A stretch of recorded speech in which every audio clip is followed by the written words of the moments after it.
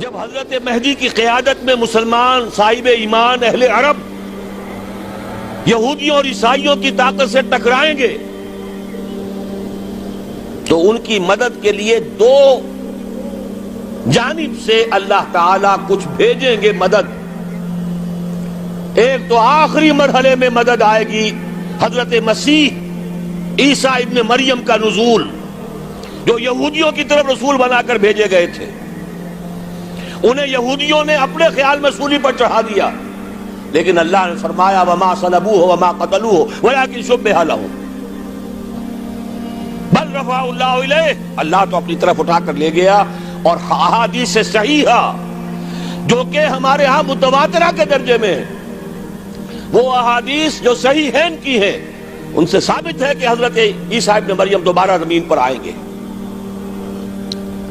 اور یہودیوں کا سب سے بڑا سرغنہ جو خود مسیح ہونے ہی کا دعویٰ کر رہا ہوگا، مسیح الدجال، اسے حضرت مسیح قتل کرے گے. لیکن ایک دوسری حدیث سے معلوم ہوتا ہے کہ مشرق سے فوجیں آئیں گی حضرت مہدی کی مدد کے لیے.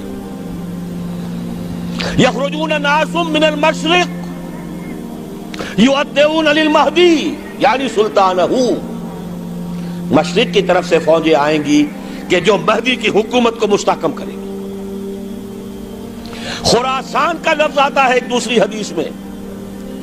خراسان سے سیاہ عالم چلیں گے، انہیں کوئی نہیں روک سکے گا یہاں تک کہ وہ یروشلم میں جا کر نصب ہو جائیں گے. اور حضور کے زمانے میں اچھی طرح سمجھ لیجئے، ہند کسے کہتے تھے حضور کے زمانے میں؟ پاکستان ہند میں شامل نہیں تھا. سندھ و ہند، سندھ ایک مکمل ملک تھا، ہند اس کے بعد شروع ہوتا تھا. یہ راجپوتانے کا اور تھر کا ڈیزرٹ جو ہے، اس سے آگے جو ہندوستان ہے وہ ہند تھا. یہ جو ہمارا پاکستان ہے یہ ہمیشہ ہند میں شامل نہیں رہا. حضور کے زمانے میں بالخصوص سندھ و ہند، دریائے سندھ چلا آ رہا ہے.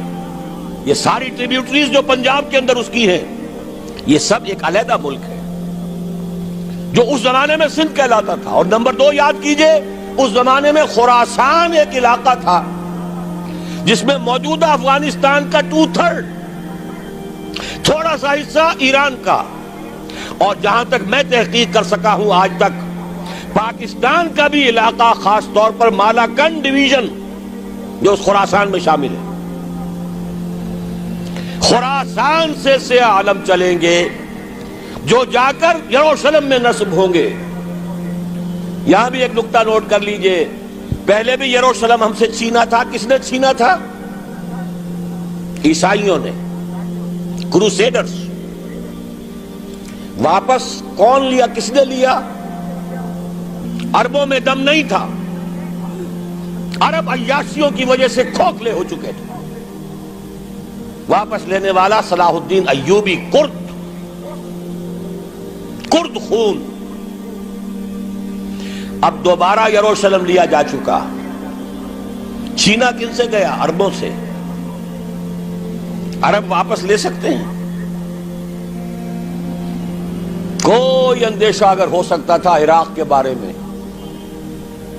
کہ شاید اس کے ایٹمک دانت نکل آئے، جو سازش کی گئی، جس طرح اس احمق اور پاگل صدام حسین کو دام میں پھنسایا گیا. صدام 100 جال، دام کہتے ہیں جال کو، 100 اس میں جو پھنسا ہے تو اگلا پچھلا کھایا پیا سب اگلوا لیا. اور ہے ہی کون؟ اس کے پاس ایٹمک ہتھیاروں کا ذخیرہ موجود ہے، اور کسی کے وہ ایٹمک دانت بھی نکلنے نہیں دے رہے. پاکستان کے اوپر کتنا دباؤ، اور ہمیں نہیں پتا کتنا کچھ دباؤ قبول کیا جا چکا. یہ تو سبھی مانتے ہیں. کیپ کر دیا گیا، روک دیا گیا، آگے تو نہیں بڑھ رہا، یہ تو سبھی مانتے ہیں.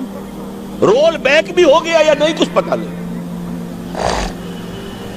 لیکن کسی صورت یہ نہیں تسلیم کریں گے، قبول کریں گے کہ کسی مسلمان ملک کے پاس ایٹم بم آ جائے.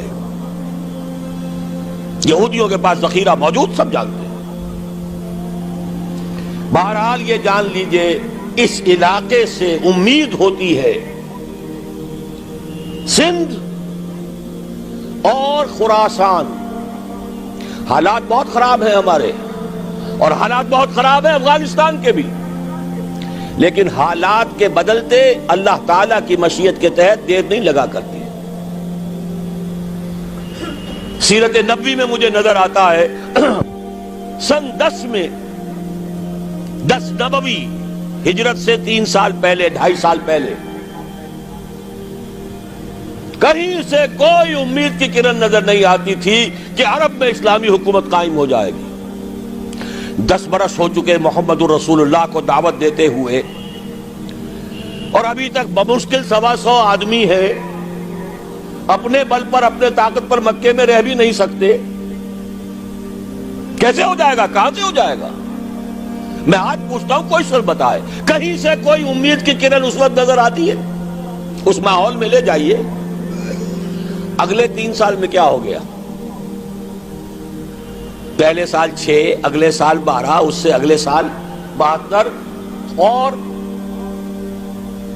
بیعت عقبہ ثانیہ، ہجرت، اور وہاں سے اب حضور کی طرف سے انیشیٹ شروع ہو گیا، انیشیٹو.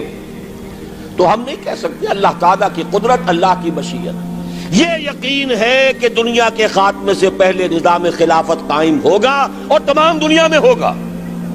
ظاہر ہے کہیں پہلے کسی ایک جگہ سے ہوگا، جیسے حضور کے زمانے میں ہوا. اگر بیک وقت پوری دنیا میں ہو سکتا تو حضور کے دست مبارک سے ہوتا. اگر حضور کے دست مبارک سے بھی ایک ملک میں ہوا، جزیرہ نما عرب میں ہوا، پھر حضور کے امتی ہیں نا، ابو بکر ہیں، عمر ہے، عثمان ہے، صحابہ کرام کی فوجیں نکلی ہیں، امتی ہیں. امتیوں کے ہاتھوں اس کی توسیع ہوئی. اب بھی یہی ہوگا، کسی ایک علاقے میں ہوگا. میرا گمان ہے، میں یہ یقین سے نہیں کہہ سکتا. گمان بھی میرا ان احادیث کی روشنی میں ہے جو میں نے آپ کو بتا دی اور موجود ہے اس کتابچے کے اندر. علامہ اقبال نے بھی انہی کے حوالے سے کئی کہا ہے، میرے عرب کو آئی ٹھنڈی ہوا جہاں سے، میرا وطن وہی ہے، میرا وطن وہی ہے.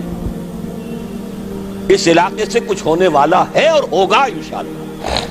میری زندگی میں نہ ہو، آپ کی زندگی میں نہ ہو، کوئی پرواہ نہیں. حضرت حمزہ تو شہید ہو گئے غزوہ احد میں.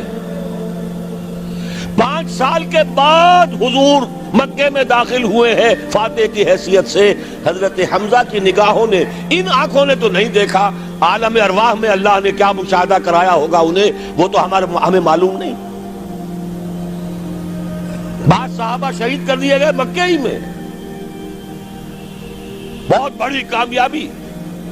اپنی جان لگا دیں، اپنے آپ کو کھپا دیں، اپنے آپ کو مٹا دیں.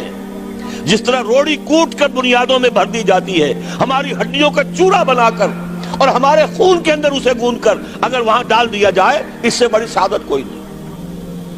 اس پر تعمیر ہو خلافت علی منہاج النبوہ کی، ہم اس کی بنیاد کے اندر دفن ہو جائیں، یہی بہت بڑی سعادت ہے. لیکن یہ ہوگا.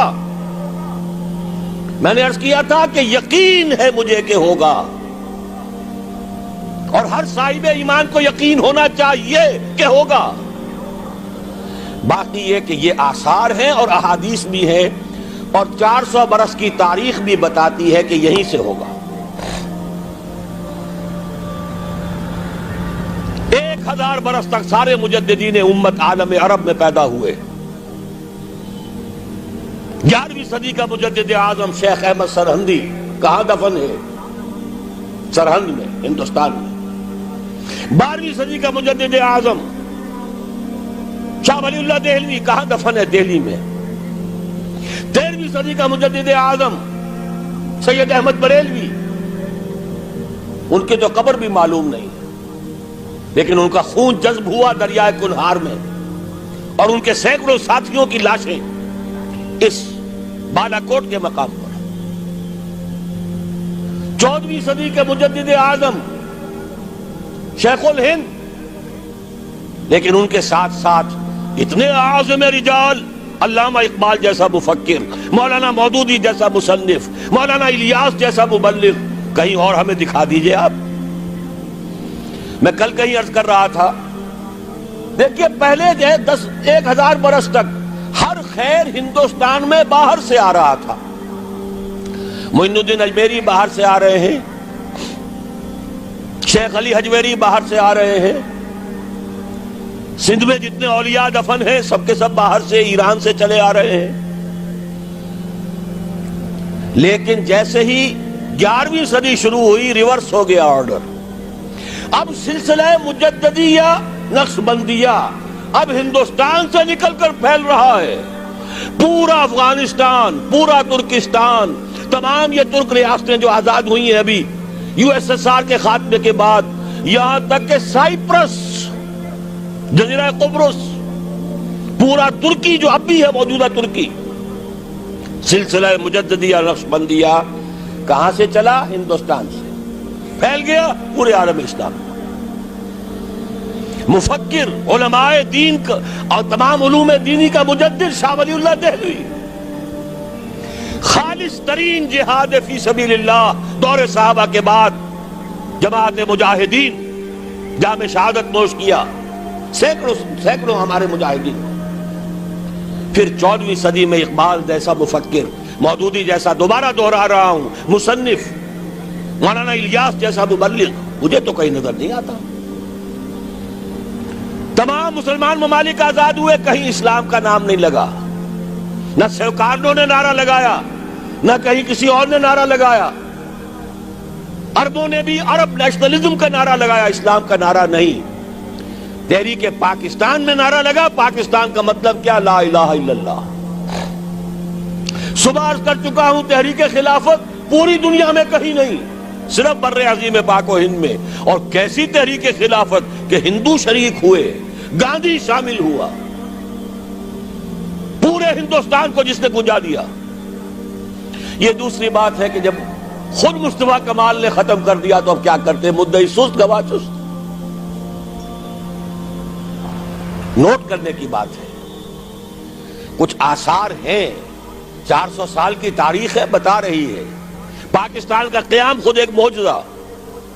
یہ ساری چیزیں مشیت ایزدی میں کسی بڑے خیر کا پیش خیمہ ہے۔